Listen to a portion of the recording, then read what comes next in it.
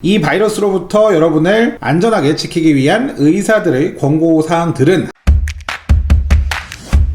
안녕하세요, 도영 선생입니다. N번방 콘텐츠 이후 다시 카톡 찌라시 X파일로 돌아왔습니다. 오늘 받은 톡은요, 제가 이거 왜 선정했냐면 엄청 많이 왔어요. 똑같은 내용인데 이름하여 시신 부검 후 의사들이 밝혀낸 중국 바이러스에 대한 새로운 사실들이라고 이런 식으로 왔습니다. 내용을 보니까 현재 미국의 의사들이요, 코비드19, 그러니까 코로나19 얘기하는 거죠. 사망한 시신들을 부검하고 나서야 마침내 이 중국 바이러스에 대한 행동 양식을 파악하는 데 성공했다고 합니다. 그러니까 이제 사망자를 이제 부검해서 코로나 바이러스에 대한 무언가를 찾았다라는 내용이겠죠. 이 바이러스는 기도를 끈적한 가래 같은 점액질로 막은 후에 점점 굳어지게 만들어서 허파와 기도관을 막아 호흡을 힘들게 하는 특성이 있습니다. 그래서 이제 이 코로나19 같은 경우는 이제 호흡곤란 증세가 일반 감기 증상과는 좀 다르다라고 하는데 그 내용인 것 같아요. 그러니까 기도를 이제 가래 같은 점액질로 막은 후에 기도가 처음에는 이런 점액질 형태로 막히는데 이게 굳어져가지고 이제 호흡을 힘들게 하는 거다라는 얘기네요. 이 바이러스에 감염된 환자들의 경우 약물 치료가 효과를 보게 하기 위해서는 막혀있는 기도를 열어서 약물이 침투할 수 있도록 해야 하는데 이를 위해서는 며칠의 시간이 걸린다는 사실을 발견하게 되었다. 코로나19 걸린 사람들의 경우에는 이제 기도가 막혀있는 경우가 많기 때문에 기본적으로 뭐 약물을 주입할 때 이걸 이제 침투할 수 있도록 과정이 좀 시간이 걸린다, 이런 얘기 같습니다. 그래서 이제 지금부터 본론인데, 이 바이러스로부터 여러분을 안전하게 지키기 위한 의사들의 권고사항들은 하면서 이제 쭉 나옵니다. 의사들의 권고사항. 참고로 말씀드리지만 이 카톡 X파일 콘텐츠는요, 오해하실까봐 제가 특별히 검증을 하지 않은 상태고요. 물론 뭐 중간중간 하긴 합니다만 받은 내용 중에 여러 번 반복적으로 오거나 좀 흥미있는 내용을 소개해드리는 정도의 콘텐츠니까 맹목적으로 맹신하시지는 않는 것을 추천드리고요. 첫 번째, 뜨거운 음료수, 커피, 수프, 핫티, 따스한 물을 가능한 한 많이 마신다. 더불어서 매 20분 간격으로 뜨거운 음료를 조금씩 홀짝인다. 왜 이렇게 뜨거운 걸 자꾸 먹으라고 하냐면 이게 입안을 이제 항상 촉촉하게 만든다. 그래서 이게 입안으로 들어왔을 때는 바이러스가 이 촉촉한 입안을, 이 말이 맞 정지하겠습니다. 그래서 이제 이 촉촉한 입안을 통해서 이제 이걸 몸 안, 그러니까 위장으로 보내서, 예전에 한번 말씀드렸죠, 위산을 통해서 바이러스가 폐로 가는 거를 막을 수 있도록 중간에 죽인다, 뭐 요런 내용 같습니다. 자, 그리고 다음, 매일 자주 가글액 혹은 소금물, 식초, 레몬물 등으로 가글을 하라. 뭐 입안을 청결하게 뭐 유지해라, 이런 얘기 같고요. 네 번째, 바이러스는 외부에서 옷이나 머리카락에 묻어 있을 수도 있다고 합니다. 비누나 세제는 바이러스를 죽이지만 밖에서 집으로 오면 즉시 샤워장으로 가서 샤워부터 해라. 집으로 오자마자 소파 같은 데 앉지 말고 바로 샤워장으로 가서 샤워를 하고, 옷은 세탁기로, 만일 매일 옷을 세탁하기 힘들면 햇볕에 말려라. 이 역시 바이러스를 중화시킨다. 이거는 근데 좀 당연한 얘기 아닙니까? 갔다 오면은 샤워하고, 그러니까 씻으라는 얘기죠.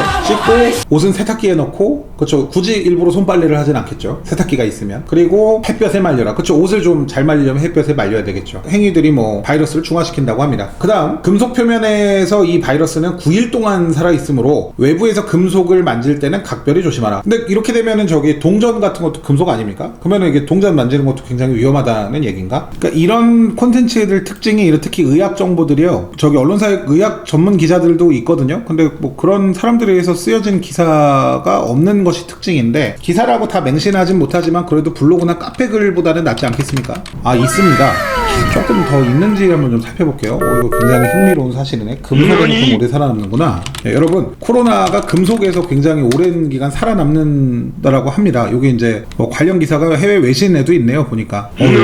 이거 잠깐 소개 좀 해드려야 되겠어요. 이게 참 우연인데, 코로나 관련 정보는 뭐 저기 좋은 정보들은 알릴수록 좋은 거니까. 아, 역시 이게요, 그러니까 이게 뭐 9일 동안 살아남는지에 대한 것은 잘 모르겠는데, 이 의학 정보들의 특징이 연구한 데마다 얘기가 다르다는 거 소개를 일단 다 드리겠습니다. 9일 얘기 나온 게, 독일의 과학자들이 독일의 이제 그라이프스발트 대학병원, 보흠 루르대 두 곳에서 이제 공동 연구를 진행을 했는데, 보통 이런 코로나 바이러스, 뭐 사스 뭐 이런 것들이 있죠, 메르스, 이런 바이러스들이 상온에서 유리나 플라스틱, 금속이나 이런 무생물 표면에 묻었을 때 평균 4에서 5일, 최대 9일까지 살아남을 수 있다고 하네요. 이게 국제 학술지에도 실린 내용이니까 굉장히 뭐 그래도 신뢰도를 가지고 있는 이런 정보 같습니다. 카톡 X파일에서 제가 좀 전에 소개를 해드렸던 금속 표면에서 이 바이러스는 9일 동안 살아있으니까 조심해라, 이 얘기가 그러면 이제 맞는 얘기가 되겠죠.